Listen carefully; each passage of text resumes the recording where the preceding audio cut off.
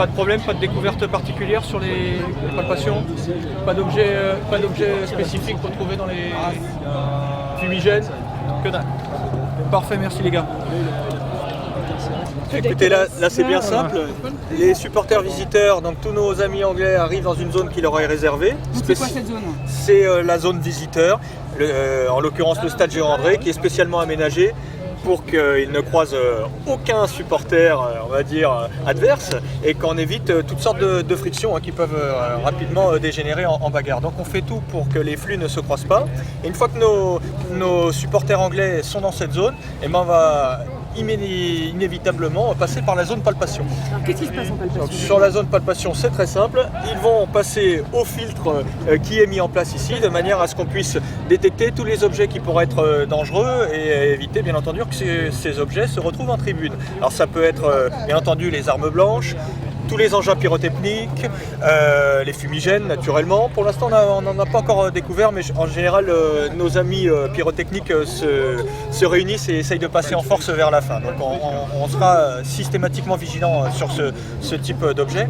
Et puis tout ce qui peut servir d'armes par destination ou de projectiles, donc les canettes, les bouteilles, ça ne rentrera pas. Ils vont finir leurs petites bouteilles, certains sont déjà bien éméchés comme vous pouvez le constater. On peut faire des photos, s'il y a des incidents dans les tribunes, on peut travailler en judiciaire après, calmement. On peut décortiquer, analyser une situation et essayer de réagir en fonction de ce qu'on va voir. On attend jusqu'à 1800 supporters anglais, répartis sur la tribune haute et la tribune basse. Effectivement, normalement ce soir, on devrait avoir du public plutôt familial. Néanmoins, on ne peut pas exclure quelques surprises ou également ce qu'on a pu constater certaines années, d'avoir sur le secteur des gens qui veulent rentrer sans billet par exemple, auquel cas le service d'ordre fera son travail. Ouais, transmettez pour TI 520.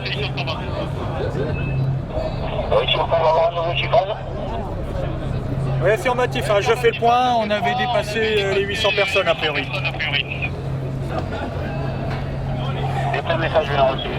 Messieurs, à combien en sommes-nous? 300. Plus 30, hein. Moi j'en avais 30 sur un petit peu moins de 800. Un petit peu moins de 800. Bon, c'est parfait.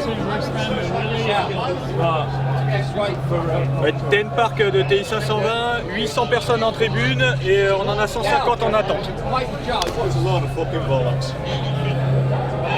Message bien reçu. Voilà, on gère les flux. Donc là, on se situe où à peu près? On n'a même pas intégré la moitié des visiteurs. C'est pas encore inquiétant, mais dans un petit quart d'heure, on a intérêt à avoir un peu accéléré la cadence.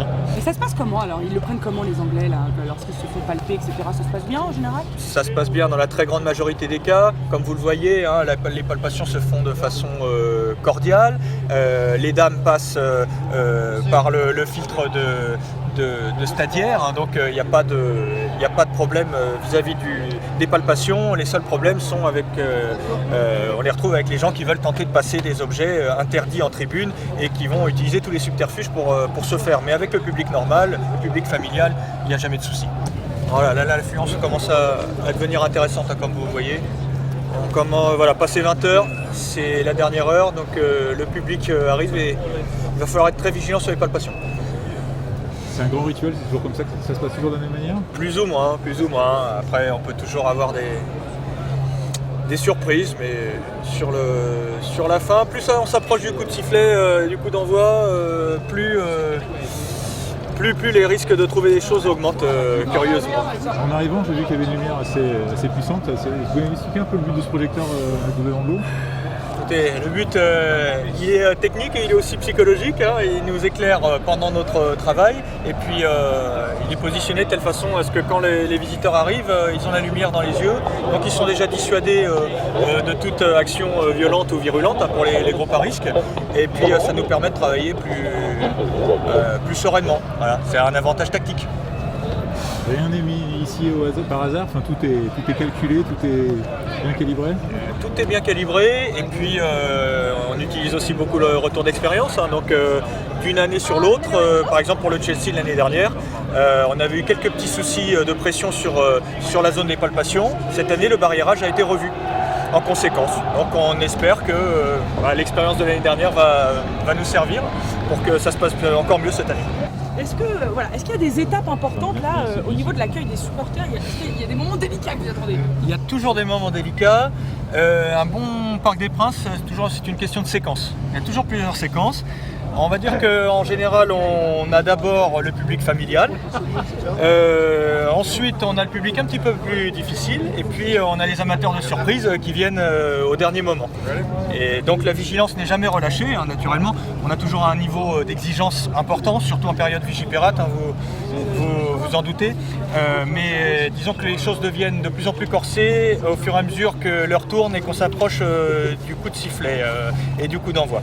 Donc la partie la plus délicate, c'est la dernière demi-heure, avec notamment les gens qui n'ont pas de billets ou qui veulent faire rentrer des objets, des fumigènes ou des projectiles qui tentent leur chance à ce moment-là. Ça fait 1 heure que les CRS, ils font tout pour nous emmerder, je vous assure. Je ne sais pas, ils sont là, c'est-à-dire il y a au moins 400 personnes, ils laissent une personne passer. Vous voulez pas passer, c'est comme ça. Allez, dégagez. On n'est pas de la bétail, on est des abonnés, on paye notre argent. Vous savez, madame, vous voyez, je vais vous montrer quelque chose. Moi, regardez mon abonnement, le premier là. Quelle année ça? Ça fait 40 ans que je viens ici. Et à chaque fois, c'est comme ça maintenant. L'organisation, zéro, surtout aujourd'hui. D'accord, donc finalement pour vous, dans une demi-heure, dans 1 heure, ça peut être chaud quoi. Ça va être chaud, ça va être chaud. En tout cas, ça sera festif parce que vous avez encore tous nos amis anglais qui sont actuellement dans les bistrots et les bars avoisinants, qui remplissent les munitions, qui se réchauffent comme ils peuvent et qui vont arriver, on va dire, de bonne humeur. Donc on aura forcément les chants, on aura forcément une ambiance très festive. Ça va bien se passer, on va les intégrer dans les tribunes. Mais auparavant, ils passeront la palpation comme tout le monde. Donc dans un premier temps, palpation, et c'est où les bracelets? Les bracelets, ils sont distribués auparavant, donc ne rentrent dans la zone que les supporters munis de leurs bracelets et du ticket. Comme ça nous prémâche un petit peu le travail, ça nous permet d'arriver avec une personne déjà qui a vocation à rentrer dans la tribune. Tout le reste a déjà été filtré auparavant. On va faire une belle comédie, j'arrive et je vous demande de combien on en est. Vous laissez le temps de calculer, comme ça je vous donne le chiffre exact. Ok, ça marche. C'est pas prêt? Si, non, c'est bon là. Quand vous voulez. On va faire un petit chiffrage intermédiaire, ce qui nous permettra de savoir combien on est au taux de remplissage dans les tribunes et estimer si c'est correct ou pas vu l'heure qui tourne. C'est important, vous prenez souvent la connaissance des entrées pour vous savoir où vous vous situez, c'est ça? Très régulièrement, toutes les 5-10 minutes, je m'assure du nombre de personnes qui sont intégrées dans les tribunes, de manière à ce qu'on anticipe un éventuel problème ou une influence très très importante à l'heure dite, hein, puisque à 21h, il ne sera plus question de tergiverser, il faudra vraiment intégrer tout le monde dans les tribunes.